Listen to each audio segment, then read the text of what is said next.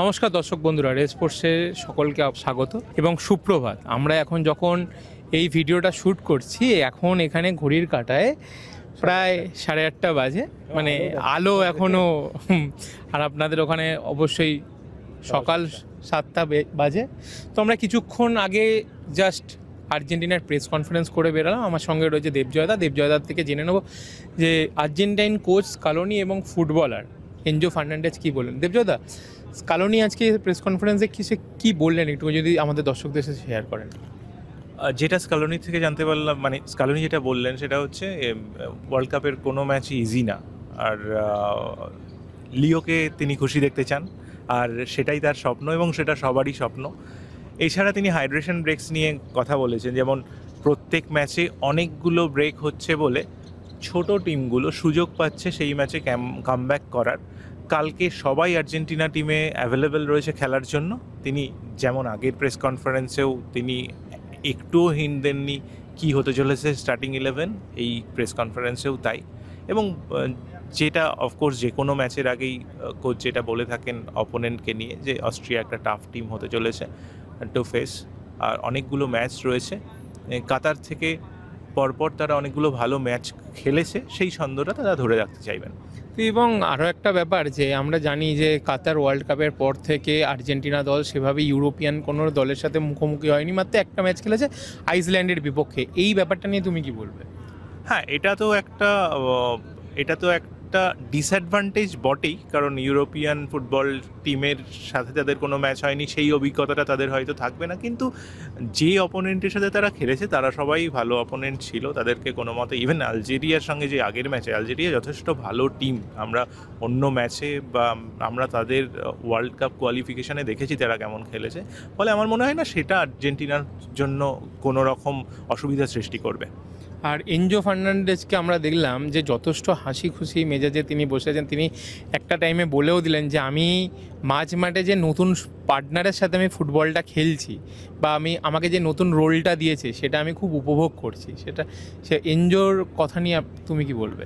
হ্যাঁ, Enzo Fernandez যেটা তুমি বললে, আলেক্সিস ম্যাকঅ্যালিস্টারের সাথে মিডফিল্ডের জুটি আমি উপভোগ করছি, এটা এনজো বললেন। আর এনজো বললেন অস্ট্রিয়ার টিম প্রেসিং ফুটবল খেলে, অনেক ডাইরেক্ট ফুটবল খেলে, তাই কালকে আর্জেন্টিনা বল পজিশন ধরে রাখতে পছন্দ করবে। এছাড়াও এনজো ফার্নান্ডেজ একটা মজার কথা বলেছেন। এনজো ফার্নান্ডেজের যে একটা লেটার লিওকে লেখা, যেটা ভাইরাল, যেটা সম্বন্ধে সবাই জানে, এনজো বললেন আবার হয়তো আমাকে লিওকে একটা চিঠি লিখতে হবে, তবে একটা চিঠিতে এবার হবে না, কারণ একটা বই লিখতে হবে। এই 4 বছরে লিওর পাশে থেকে আমি অনেক কিছু শিখেছি, আর কাতারে আমি যেমন একেবারে নতুন উঠতি একজন প্লেয়ার ছিলাম, এখন আমি অনেক ম্যাচিওর। তো এই যে এনজো যেমন একটা কথা বললেন যে আমাকে মেসিকে নিয়ে লিখতে গেলে একটা বই লিখতে হবে, মানে অনেক ম্যাচিওর, মানে এই যে পুরো টিমটা আমরা কাতার ওয়ার্ল্ড কাপে দেখেছি, পুরো এই সেটটাই ছিল। সেখানে কিছু অ্যাড হয়েছে, সেখান থেকে ডি মারিয়া বেরিয়ে গেছে তার বয়সের জন্য। তোমার কি মনে হয় এই টিমটা একটা পরিবার হয়ে উঠেছে এতদিনে, যার সাফল্য আর্জেন্টিনা সমর্থক থেকে শুরু করে আর্জেন্টিনা দল পাচ্ছে? একেবারেই তাই। আমরা 2022-এও বারবার বলেছি যে এই টিমটা প্রথম কথা একটা পরিবার হয়ে উঠেছে, আর দ্বিতীয় কথা এই টিমটার বোধহয় মেসিকে খুশি করা ছাড়া আর কোনো এম নেই। মানে মেসিকে খুশি দেখলেই সবাই খুশি, এবং সবারই একটাই লক্ষ্য ছিল 2022 বিশ্বকাপে যে মেসিকে বিশ্বকাপ দেয়া, যেটা অনেকটা ওই আমাদের ক্রিকেট ওয়ার্ল্ড কাপে সচিনের কথা মনে করিয়ে দেয়। এবার সেটা হয়ে গেছে, আর্জেন্টিনা অলরেডি বিশ্ব চ্যাম্পিয়ন হয়ে গেছে। এরপরে ওরা আরও 4 বছর একসাথে থেকেছে, এই টিমটাই খেলেছে। কোর টিম যদি তুমি দেখো, কোনো চেঞ্জ হয়নি। 4 বছর বয়স বেড়ে গেছে টিমটার, সে নিয়ে যদি তোমার মনে হয় যে সেটা হয়তো একটা ডিসঅ্যাডভান্টেজ, তারা অনেক ম্যাচিওরও হয়েছে, যেটা আজকে এনজো বললেন যে আমি 4 বছর আগে একটা বাচ্চা ছেলে, এনজো ফার্নান্ডেজ 2022-এ এসেছিল আর্জেন্টিনা টিমে, আজকে তার এক্সপিরিয়েন্স রয়েছে, আজকে সে চেলসির হয়ে খেলে, আজকে সে আর্জেন্টিনা টিমে স্টার্টিং 11, যেখানে এনজো ফার্নান্ডেজ কিন্তু 2022 কাতার বিশ্বকাপে প্রথম ম্যাচে শুরু করেনি, পরে তিনি শুরু করেন এবং তিনি নিজের জায়গা পাকা করেন। এখন এনজো ফার্নান্ডেজকে ছাড়া হয়তো আর্জেন্টিনা মিডফিল্ড ভাবাই যায় না। আরও একটা কথা, আমরা আগের দিনকে তুমি দুজনেই ম্যাচ কভার করেছি, আর্জেন্টাইন ফ্যানদের চিৎকার উল্লাস সব কিছুই দেখেছি। বাট আজকে আমরা যে স্টেডিয়ামের সামনে দাঁড়িয়ে রয়েছি, সেই স্টেডিয়ামটা আমি কিছুক্ষণ আগে ঘুরেও দেখলাম, পুরো ছাদটা ঢাকা। কালকে এখানকার সময়ে মানে বেলা 12টায় খেলা, বাইরে যথেষ্ট গরম কিন্তু ভেতরে এক ফোঁটা গরম অনুভব হবে না, কেন শীততাপ নিয়ন্ত্রিত। এবং এই স্টেডিয়ামে 80,000 সমর্থক ধরবে, মানে আর্জেন্টিনা যেভাবে ফুটবল খেলছে সমস্ত দর্শক এখানে আসবে একদম বলাই যায়। অলরেডি আমরা ডালাসের চারিদিকে দেখছি প্রচুর পরিমাণে সমর্থক এসে গেছে। এবং ওই কানসাসের ছাদ খোলা স্টেডিয়ামে যে চিৎকার, আর এই ছাদ বন্ধ হওয়া স্টেডিয়ামে চিৎকার কি দ্বিগুণ আওয়াজে পরিণত হবে? বাড়ি দ্বিগুণ না 10 গুণ আওয়াজ হবে। কালকে তুমি ডেসিবেল, যখন প্রত্যেক ম্যাচের আগে তো একটা ডেসিবেল মিটার দিয়ে মাপা হচ্ছে চিৎকার করলে কত ডেসিবেলে উঠছে, কালকে সমস্ত রেকর্ড ভেঙে যাবে। আর এটা একটা হস্টাইল এনভায়রনমেন্ট হতে চলেছে অস্ট্রিয়া প্লেয়ারদের জন্য। অস্ট্রিয়া ভালো টিম, অস্ট্রিয়া দারুণ ফুটবল খেলবে কালকে, সে নিয়েও কোনো সন্দেহ নেই। কিন্তু কালকে এনভায়রনমেন্টটা দুর্ধর্ষ এনভায়রনমেন্ট এনজয় করবে তুমি, এটুকুনি আমি আশ্বস্ত করতে পারি।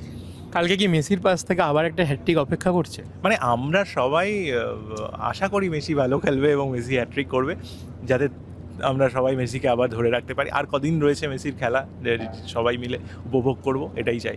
আপনারা শুনলেন দেবজয়দার কথা।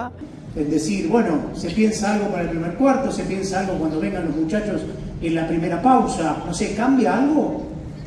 No, bueno, todo lo que tenga en la cabeza puede cambiar en base a lo que pase en esos 22, 23 minutos. O sea que tenemos gente que está arriba analizando el partido, más nosotros que estamos acá sentados en el banco y buscamos soluciones, buscamos, bueno, lo que se hace en un entretiempo normal se hace ahí. Por eso digo que, bueno, tanto para el que juega bien, también a lo mejor me confundo diciendo que es solo para el rival más débil, también para el que pretende atacar te da tiempo a corregir, ¿no? Pero digo que se hace raro adaptarse a eso. Imagino que dentro de un tiempo, si se sigue haciendo, será algo normal, como todas las cosas que se han mejorado o que se han hecho casi normales. Todavía creo que esto no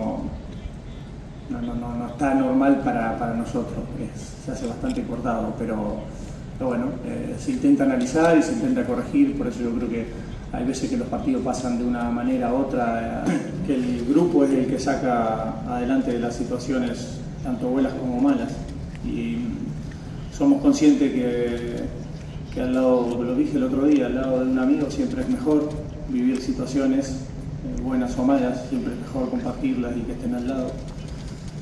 Y eso es lo que todos sentimos, me imagino que él también lo siente por lo que ha dicho, y la verdad que este tema yo prefiero ya no agregar más, pero bueno, estamos bien y obvio, había que arrancar con esta pregunta en el inicio de la rueda de prensa. Buenas tardes a todos, estamos bien, poco más que agregar de esto, el equipo está bien y estamos para afrontar el partido de mañana.